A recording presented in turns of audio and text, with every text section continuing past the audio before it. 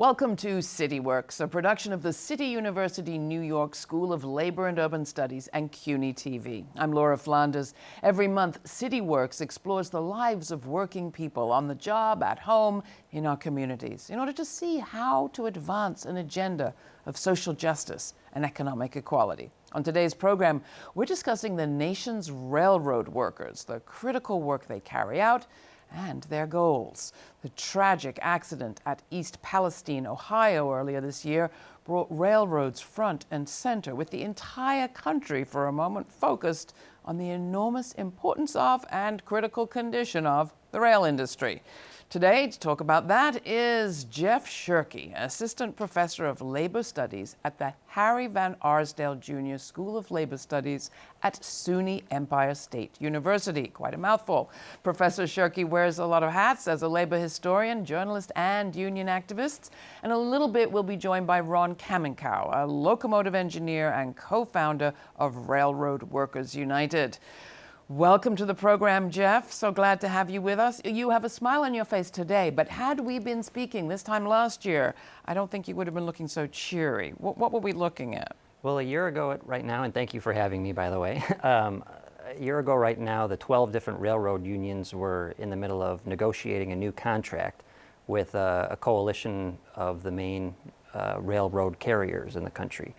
And it was looking possible that they might be heading towards a national strike. It would have been about 115,000 freight railroad workers on strike, which is very rare in this day and age. What were the demands at that time? Just to take people back, we were just emerging out of the COVID pandemic. The economy was kind of trying to find its feet. It was awkward, difficult times, and workers had some serious demands all across the country's workforce. Inside the railroad workers, what were the main things they were looking for in a new contract? One of the main things, of course, was paid sick leave, more paid time off in general. This is because over the last several years, the rail carriers have been implementing a business strategy called precision scheduled railroading, or PSR. What does that mean? It's sort of a lean production model of cutting costs to the bone, cutting labor costs, cutting back on modernizing facilities and infrastructure, all designed to maximize profits. Basically cutting operating costs so that they can maximize their profits and then use the profits, instead of investing it into the workforce by hiring more workers, to for stock buybacks and dividends to just further line their pockets. So the railroad industry is tremendously profitable right now. I think last year was something like $22 billion in profits. But over the last 6 or 7 years, the rail labor force has shrunk considerably, 30% or 45,000 workers, 45,000 fewer workers. So that puts more demand and more strain on the rail workers who are already there. And a lot of the rail companies were, during the pandemic and coming out of the pandemic, implementing new, more strict, draconian attendance policies. So this was a sort of a major concern of the workers and of the unions, wanting more staffing, first of all, so that they can be able to take time off and to obviously have paid sick leave, which is, like you said, it's really unimaginable that workers, especially workers so critical and essential to the economy, very skilled workers, wouldn't even have something as simple as paid sick leave. All right, so, I mean, freight is different from passenger travel, but I remember when President Biden was campaigning for office, he often told his story of traveling on Amtrak to and from his home to Washington, D.C. He seemed like a big railroad supporter. In addition to that, he was a big union supporter. He says he is a big pro-union president. What happened in the fall? So it's important that the context here is that union negotiations in the rail industry are different from most other private sector workers in that they're under a different law, the Railway Labor Act, which dates back to 1926. And to make a long story short, the Railway Labor Act has it's sort of designed to prevent railroad workers from going on strike. It has multiple steps they have to go through in negotiations. They have to go through mediation. They have to have a presidential emergency board be appointed of experts to review the situation and offer recommendations, and then several what they call cooling off periods of 30 days where nothing happens, all that before they can even go on strike. And then at the end of that, under the law, Congress has the ability to step in and just impose an agreement to stop a strike. So just to underscore, I mean, this is unusual, if not unique. You don't have Congress and a presidential board intervening in most labor negotiations. Right. Most other private sector workers are under the National Labor Relations Act, which was passed during the New Deal and gives workers a lot more leeway in bargaining and going on strike. But still, you have a Democratic-controlled Congress, you have a pro-union, pro-Amtrak president. You'd think things would go well for this intervention. Yeah, so so they had gone through all those many steps over the course of about almost 3 years of negotiations and going through these steps. And when they finally got close to the point of going on strike, the railroad companies and the media and several other business interests and politicians, including Joe Biden, started kind of fear-mongering. If there's a strike, it's going to implode the whole economy. It's going to be chaos. I remember presents won't reach the stores in time for Christmas. Exactly, which, that's right. So President Biden called on Congress to impose. So I should back up. There was the Labor Department, Labor Secretary at the time, Marty Walsh, and President Biden helped to broker a tentative agreement between the rail unions and the rail carriers. And then this tentative agreement did not include the paid sick leave, the main thing that the workers had been asking for. So some of the unions voted narrowly to ratify this tentative agreement, but 4 unions, including some of the biggest rail unions that represent a majority of the rail labor workforce, they voted down this tentative agreement. And then they were once again, this is why by December then they were again about to go on strike.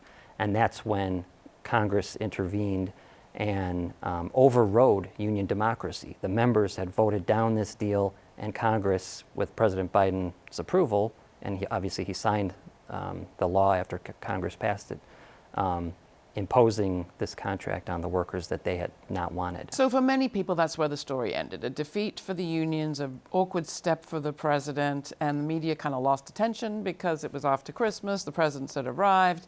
But that isn't where the story ended. It's really important in this story that there is, during this last year's, everything that was happening last year, the contract negotiations, a really strong rank and file movement from the workers, particularly a group called Railroad Workers United, RWU, which is a inter-union cross-craft solidarity caucus. And they kept the pressure on their union leaders and on the companies and on the government. And I think the rail companies realized that they got a lot of negative attention in the media for not allowing any paid sick leave. And then you mentioned the East Palestine, Ohio disaster this February with Norfolk Southern, one of the major rail carriers behind that. And that was more negative publicity for them. So they started to kind of quietly, one by one, different railroad companies and unions come back to the table just over that issue of paid sick leave. And I think several unions passed something like, or they reached deals of something like 4 days of paid sick leave, which is still not very much. And again, in the negotiations, they had wanted 15 days, and then Congress had tried to get them 7 days, and now they're getting maybe 4 days. So it's a step forward for sure, but I think a lot of railroaders that I've talked to, especially those associated with Railroad Workers United, would say that it's an ongoing fight, and it's really the rank and file who are pushing for these things. Well, we're going to take a quick break and come back with a member of the rank and file, a locomotive engineer, as well as an organizer and one of the co-founders of Railroad Workers United. Ron Kaminkow will join us right after this. Don't go away. The CUNY School of Labor and Urban Studies is the 25th and newest school under the CUNY umbrella.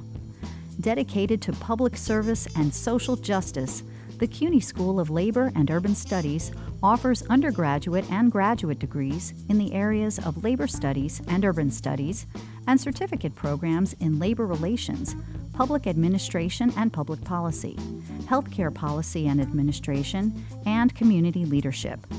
We pride ourselves on being an institution that brings together activists and academics. Find out more at slu.cuny.edu.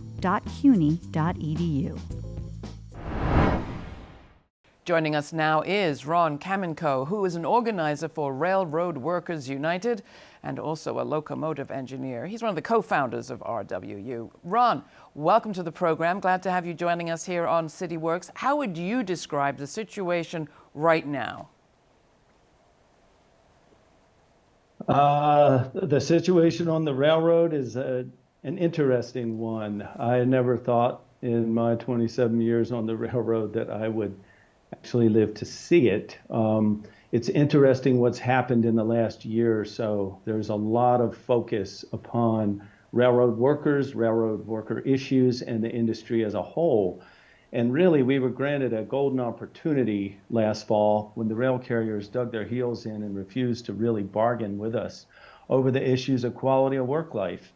And as a result, the media was very, very interested in what was going on. And for the first time really ever that I have seen in my working life, media, both small and large, gravitated to the issue and were very, very willing to listen to the voices of rank and file working railroaders. You know, that brings us to today where, surprise, surprise, even though the rail carriers were adamantly opposed to granting any form of sick time, not one day of sick time was actually granted in that master contract that was finally basically shoved down our throats back in the fall. But fast forward 6 short months later, and I believe all the crafts on Union Pacific, all the crafts and unions on Norfolk Southern, and probably soon to be followed by the rest of the Class 1 carriers, sick time has been granted. It's limited, but it's 100% more than what the carriers were willing to come forth with back in the fall. So why the change of heart? What happened? And there's a lot of rumors and a lot of misinformation. For example, people think Joe Biden behind the scenes is somehow getting these big, powerful corporations to do the right thing. This is obviously nonsense. And then there's also the belief that, well, the carriers, you know, they're changing CEOs and managers left and right, playing the game of musical chairs at the upper echelons. And so the thought is, oh, well, now they're becoming more compassionate. They finally understood that their workforce needs time off the job, and they're going to be nice and generous. Well, that's obviously nonsense as well. And last but not least is the idea that somehow the union leadership has managed to coax, cajole, pressure, and otherwise force the carriers to give them sick time. Well, that's obviously nonsense because the rail unions had 2.5 years at the bargaining table in national handling and were not capable of extracting a single day of sick time. So if it wasn't all of those things, what was it? Well, I'm about to get to this. So yeah, Laura, in answer to your question, what was it? The immense pressure that the rank and file was able to exert. The fact that unions representing a majority of railroad workers working for Class 1 freight railroads voted down that contract. The fact that every time you turned on the TV or the radio or went onto the internet, there it was once again, working railroaders telling the story of the exorbitant profits, the stock buybacks, the lack of sick time, the lack of paid leave, the draconian attendance policies, et cetera, et cetera, et cetera. And this puts enormous pressure upon the carriers to finally realize something has got to be done. And that's how we were able to actually turn lemons into lemonade. Well, I want to take the opportunity, given that you are a locomotive engineer, to ask you a little bit about what your work life is actually like these days. I watched a train go under through a train tunnel the other day from above. I think I was there for 25 minutes watching this thing pass by. Huge, enormous trains these days with very few people working on them. What's it like to be an engineer on one of these trains? And when the East Ohio, the East Palestine accident happened, how was that for you? Well, I actually am a freight railroad refugee from many years ago. I now work in passenger service, so I do not work for a Class 1 freight carrier. I did work for Norfolk Southern, and before that I worked for a railroad called Conrail that was largely carved up in a corporate takeover back in 1999. So as a passenger engineer, my experience is a little different. We theoretically run to schedule, and our trains are chronically late. And in most cases, the majority of time lost is for freight train interference. And this has historically been the case. Now enter precision scheduled railroading, so-called, 3, 4, 5, 6, 10 years ago, depending on what railroad you work on. One of the hallmarks of PSR is to build extremely long trains to gain the efficiencies of running one long train as opposed to, let's say, 2 shorter trains. These trains don't tend to fit into many of the sidings on railroads. They have a greater propensity to break down and have issues with drawbars, with knuckles, with air hoses, with end of train device linkages, and so forth. And then when they do break down because of their length, it takes longer to find the problem and correct that problem. So these trains are delay makers.